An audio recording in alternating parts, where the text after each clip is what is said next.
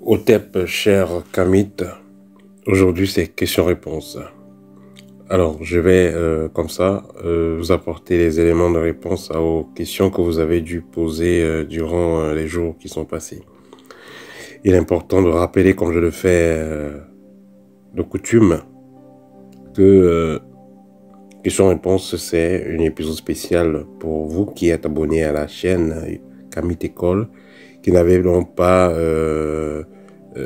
la possibilité de faire des consultations en direct avec moi ou de suivre les formations. Vous pouvez donc néanmoins poser vos questions à questions-réponses, soyez précis et concis. Puisque c'est un travail qui se fait gratuitement, pour qu'il y ait quand même équilibre, hein, n'oubliez pas surtout de liker et de partager la vidéo. Ça sera comme ça une façon pour vous de témoigner votre gratitude. Alors, je vais donc commencer directement à répondre aux questions. Pourquoi est-ce que le sorcier se transforme en animal avant d'attaquer? Quand vous voyez par exemple un chat-tigre qui vous attaque en rêve, un tigre, un singe et tout ça, ça symbolise tout simplement le totem que le sorcier utilise. Parce que plein de sorciers vont utiliser les totems d'animaux. C'est-à-dire qu'une partie de sa conscience est dans l'animal et une partie de la conscience est dans lui. C'est pourquoi celui qui aura un totem de félin aura tendance à manger de la viande crue sans problème. Boire les choses qui sont... boire du sang d'animal et tout ça, il n'a pas de problème parce que il y a une partie animale qui est en lui en fait. Donc, le sorcier qui va se transformer pour attaquer, c'est parce qu'il a un totem. Et il utilise donc l'énergie de ce totem-là pour pouvoir faire des attaques. Mais il y a des sorciers qui vont attaquer sans utiliser les animaux. Donc, tout dépend de qu'est-ce que le sorcier a pour projet. Comment purifier une nouvelle maison? Il y a le livre libre et le livre guide pratique qui donnent des techniques pour purifier une nouvelle maison. Mais sinon, quand la maison est nouvelle, utilisez par exemple du sel que vous allez mélanger. Le sel simple, de nos jours, il n'est plus très efficace. Alors, surtout si vous ne savez pas activer les pouvoirs de ce sel, vous ne savez pas le vivifier. Donc, utilisez le sel mélangé avec des choses comme le souffle jaune, avec des choses comme de la cendre par exemple. Vous mélangez du sel et il aura toute sa puissance et sera assez utile. Donc vous allez prendre le sel, mélanger et mettre dans tous les angles de la maison et laisser cela pendant à peu près 7 jours. Et après vous allez récupérer et vous allez laver la maison. Ensuite vous allez passer de l'encens dans la maison. Ça va permettre donc de purifier correctement la maison. Vous pouvez utiliser de la sauge ou bien l'encens au Liban. Comment briser les rites qu'on a dû faire sur vous dans le plan physique, dans la maison d'enfance. Donc c'est-à-dire que voilà, vous êtes quelqu'un, vous rêvez constamment que vous êtes au village, vous avez grandi au village, vous êtes en ville, vous avez grandi en ville, dans la maison familiale. Il se peut donc qu'il y ait un rituel qui a été fait sur vous et qui continue à être fait sur vous. Dans ce cas, pour briser cela, il faudra tout simplement que vous essayez de procurer votre propre photo et vous allez faire des rituels sur votre photo comme si vous faites des rituels sur quelqu'un.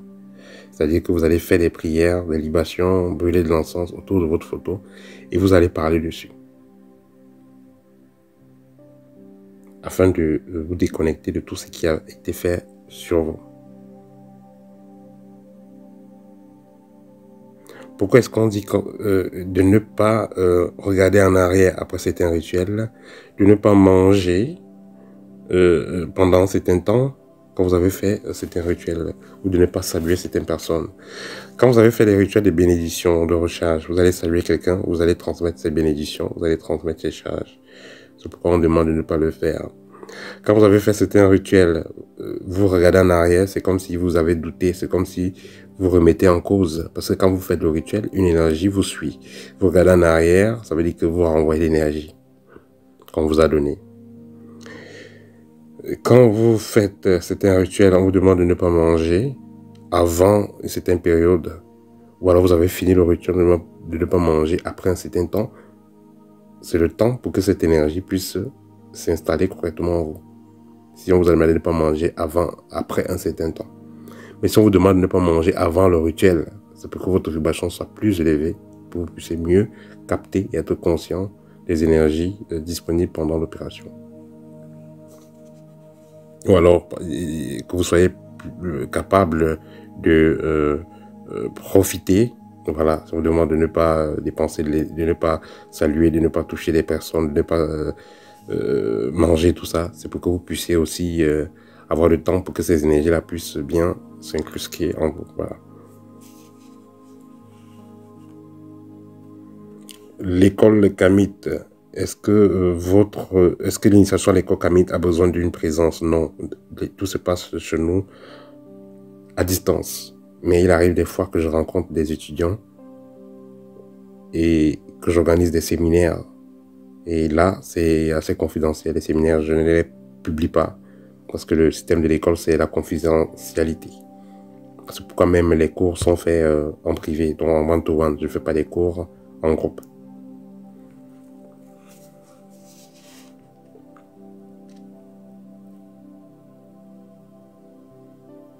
Pourquoi est-ce que vous ne faites pas un livre une fois? Je ne peux pas faire un livre une fois parce que chaque livre a sa préoccupation. Il y a un livre qu'on va faire pour la libération, que j'ai fait pour la libération. Il y a un livre pour, pour le rayonnement, à rayonner. Il y a un livre guide pratique qui renvoie aux situations journalières de la vie. Mais il y a un autre livre encore un peu, disons, qui est en cours de téléchargement. Voilà. Et chacun des livres a sa particularité. Si vous faites un seul livre, il sera assez grand et voilà. Et ça sera assez délicat parce que beaucoup de gens n'aiment pas lire. Donc si le livre est déjà tellement gros, les gens ne vont jamais lire. Beaucoup ne vont jamais lire ces livres. Donc voilà, c'est mieux de donner un peu. C'est un peu comme si vous partez au collège ou à l'université, vous voulez qu'on vous donne un seul livre. Ça n'aura pas de sens. Il faut le livre des mathématiques, maths financières, comptabilité de gestion, comptabilité analytique, voilà, commerce international. Bref, il faut les différents livres en fait. Voilà, c'est tout.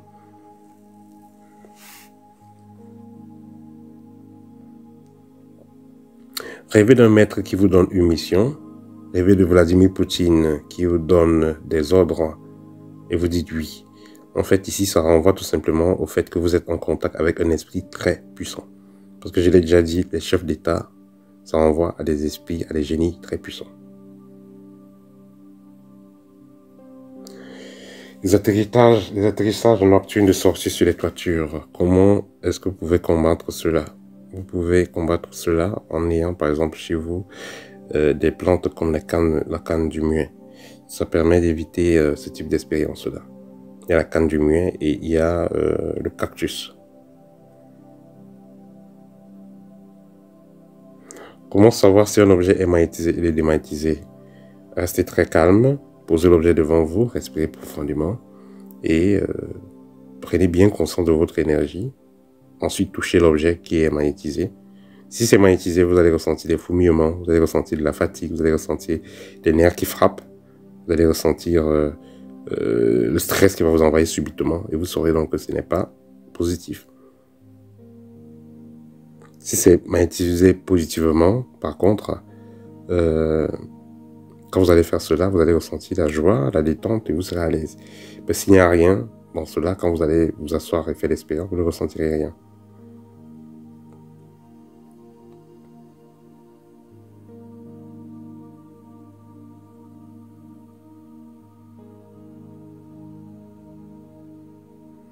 Que faire en ce qui concerne le contrôle mystique que les sorciers font avec téléphone et autres réseaux sociaux? Ne prenez pas les appels de n'importe qui. Voilà, ne parlez pas avec n'importe qui. N'enregistrez pas le numéro de n'importe qui parce que vous enregistrez le numéro de quelqu'un qui est louche. La personne va voir vos photos et la personne pourra agir sur vous avec vos photos. Vous allez prendre les appels des gens louches. Ils pourront se connecter avec vous mystiquement.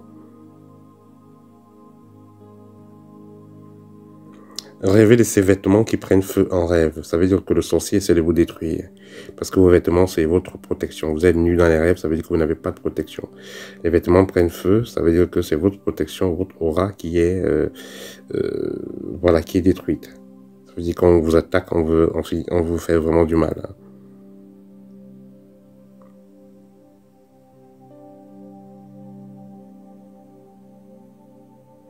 Des fourmis qui sortent de votre bras en rêve. Ça pourrait signifier que vous avez eu un envoûtement et l'envoûtement est en train de partir. Rêver de ramasser des escargots avec son conjoint. L'escargot renvoie à...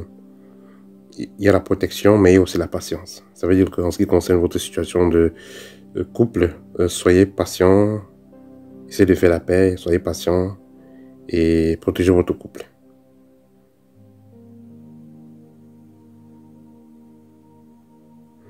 À partir de quel âge il est bon d'ouvrir le troisième œil?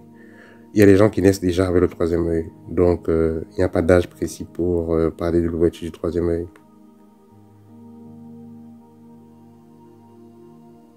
Est-ce que les maladies héréditaires font partie du karma? Bien entendu, les maladies héréditaires, ça veut dire que la maladie était inscrite dans votre ADN. Et qui parle d'ADN parle également du karma.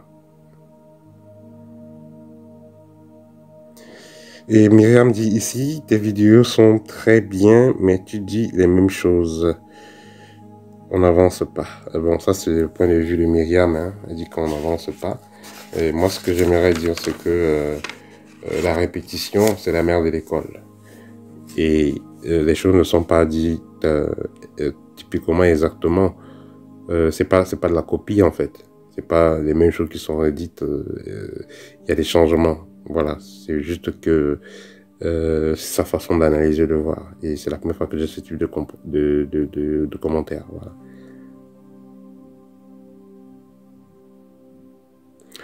Et la dernière question, comment avoir une vie spirituelle accomplie? Alors, pour avoir une vie spirituelle accomplie, l'idéal, c'est quoi? Vivez le moment présent. C'est-à-dire, c'est pas pour dire que vous allez vivre jour au jour à 100 à l'heure, non. C'est-à-dire que chaque fois, chaque jour qui s'élève, pour vous, c'est un nouveau défi. Et vous devez être capable de vous évaluer chaque jour. Ça, c'est la meilleure chose à faire. Et ça va permettre aussi de battre la procrastination. C'est-à-dire que vous dites que demain, je vais faire le sport, je vais faire le ménage, je vais faire 2 méditations, je vais faire une exercice de recharge, je vais faire voilà, je vais essayer de dessiner. Par exemple, si vous aimez dessiner, c'est dans votre carrière, voilà. Et vous faites donc ce que vous avez décidé que vous allez faire à la veille. Donc, si vous réussissez à faire ça la journée, comme prévu, ça veut dire que vous avez réussi la mission du jour. Donc, vous avez la mission de chaque jour à réussir. Et c'est tout. Quand vous allez donc voir qu'une semaine, j'ai pas failli à ma mission, un mois, j'ai pas failli à ma mission, là, spirituellement, vous serez parfait. Donc voilà, c'est comme ça. C'était tout pour aujourd'hui. N'hésitez pas à me contacter si vous avez besoin d'une consultation, vous avez besoin de l'un de mes livres libres, guides pratiques ou à les rayonner, ou d'une formation ou de la formation complète au thème.